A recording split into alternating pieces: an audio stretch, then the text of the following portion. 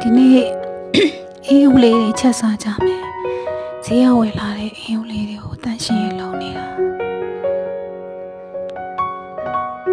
တန်ရှင်းရေးလုပ်ပြီးသွားတယ်